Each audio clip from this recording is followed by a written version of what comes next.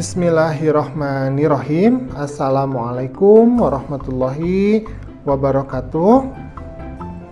Pada kesempatan kali ini kita akan belajar materi pelajaran 5, yaitu Rasul Allah Idolaku.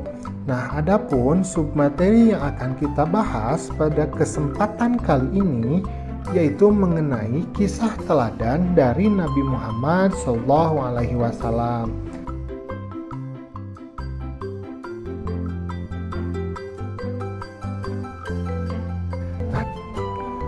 Nabi Muhammad ini adalah nabi terakhir dari 25 dan nabi dan rasul. Kemudian tidak ada nabi dan rasul sesudahnya. Nah, Nabi Muhammad ini dilahirkan di kota Mekah, yaitu pada hari Senin, tepatnya tanggal 12 Rabiul Awal, bertepatan dengan tahun Gajah atau 20 April 571 Masehi.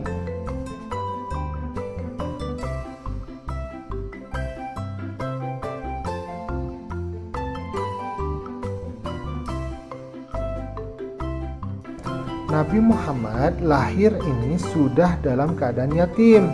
Abdullah, yaitu ayahnya, ini telah lebih dahulu wafat. Sedangkan Nabi Muhammad waktu itu masih dalam kandungan ibunya.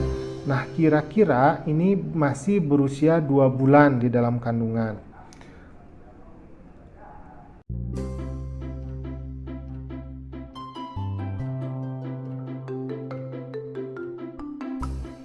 Ayah beliau ini ketika wafatnya tidak meninggalkan harta benda yang banyak yang bisa diwariskan kepada Nabi Muhammad.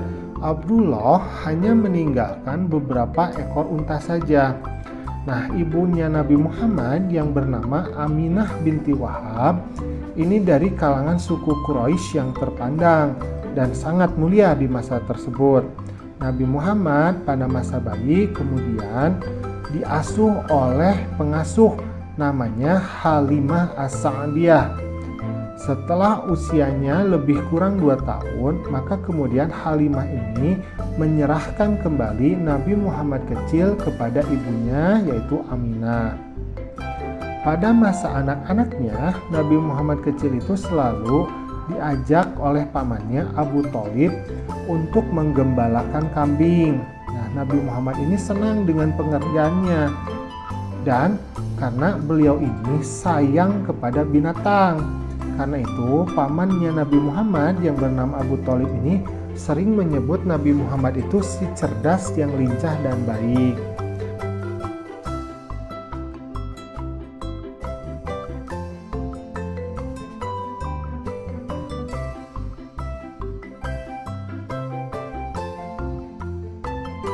Ketika usianya menginjak masa pemuda Nabi Muhammad ini terkenal karena tabah, sabar, bertanggung jawab, bekerja keras, dan selalu jujur.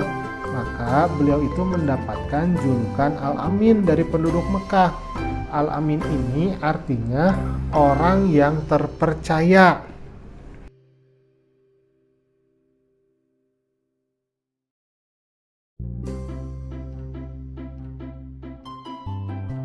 Pekerjaan yang digeluti oleh Nabi Muhammad ketika itu, beliau ini suka berdagang ke negeri Syam. Ia membawa berbagai jenis dagangan milik saudagar yang kaya perempuan bernama Khadijah binti Khuwailid.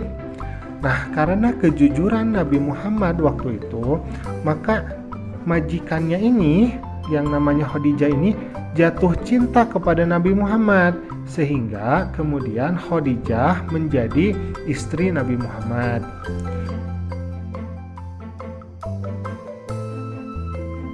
Pada usia 40 tahun, kemudian beliau diangkat menjadi Rasul. Maka mulailah Nabi Muhammad itu berdakwah, mengajak umat manusia untuk menyembah Allah dan meninggalkan kemusyrikan, yaitu penyembahan terhadap berhala atau patung-patung.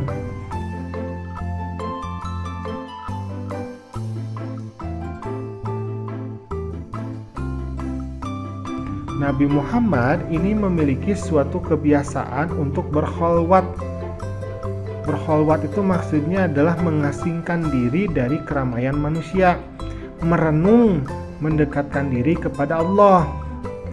Tempat yang digunakan untuk berkholwat Nabi Muhammad ini namanya adalah Gua Hiro.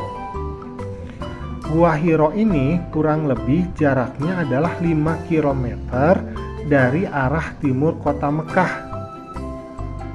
Nah, Nabi Muhammad biasanya berkholwatnya ini pada setiap bulan Ramadan. Pada hari ke-17 dari bulan Ramadan, di usianya yang ke-40 tahun, Nabi Muhammad ini mengalami suatu peristiwa yang sangat menakjubkan. Beliau kemudian menceritakan peristiwa itu. Kata Nabi Muhammad, di saat aku sedang tidur, maka datanglah malaikat Jibril menghampiriku, seraya berkata, bacalah. Maka dijawab oleh Nabi Muhammad, aku tidak bisa membaca. Maka kemudian malaikat lalu memelukku, hingga aku merasa bahwa kematian sedang menghampiriku. Ia melepaskan diriku lalu berkata lagi, bacalah. Aku tidak dapat membaca, jawabku. Ia kembali memelukku lagi, hingga aku merasa kematianku tiba. Kemudian ia melepaskan diriku sambil berkata, Iqra bismi rabbikal ladzi khalaq, khalaqal insana min 'alaq, Iqra wa rabbukal akram, alladzi 'allama bil qalam, 'allamal insana ma lam ya'lam. Aku lalu mengucapkan kata-kata yang dituntunkan malaikat Jibril itu, hafal seolah-olah tertulis di dalam hatiku. Itulah wahyu pertama yang diturunkan oleh Allah kepada Nabi Muhammad SAW, yaitu Quran Surat Al-Alaq ayat 1-5. Dalam menyiarkan agama Allah, Nabi Muhammad ini tidak pernah takut sekalipun berhadapan dengan berbagai rintangan. Ketika beliau berdakwah, beliau ini sering dihadang, bahkan diancam akan dibunuh. Abu Jahal adalah orang yang paling membenci Nabi Muhammad. Suatu ketika Nabi Muhammad ini sedang beribadah. Lantas Abu Jahal dan komplotannya ini datang sengaja mengotorinya dengan najis.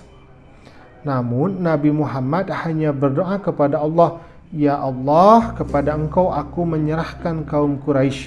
Doa ini dibaca berulang-ulang. Nabi Muhammad selain terkenal jujur dan pemaaf, juga peduli dan mencintai anak yatim.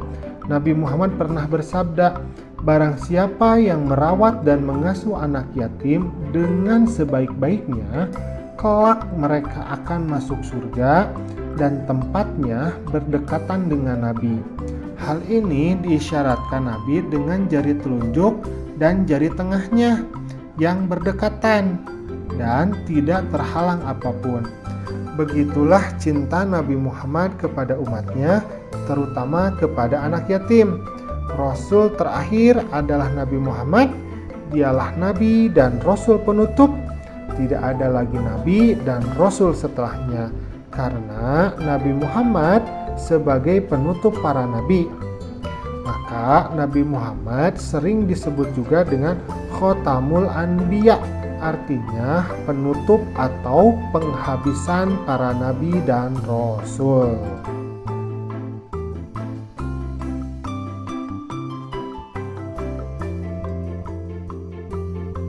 Alhamdulillah, pembelajaran kita sudah selesai. Mudah-mudahan kita dapat mencontoh segala perilaku Nabi Muhammad SAW. Assalamualaikum.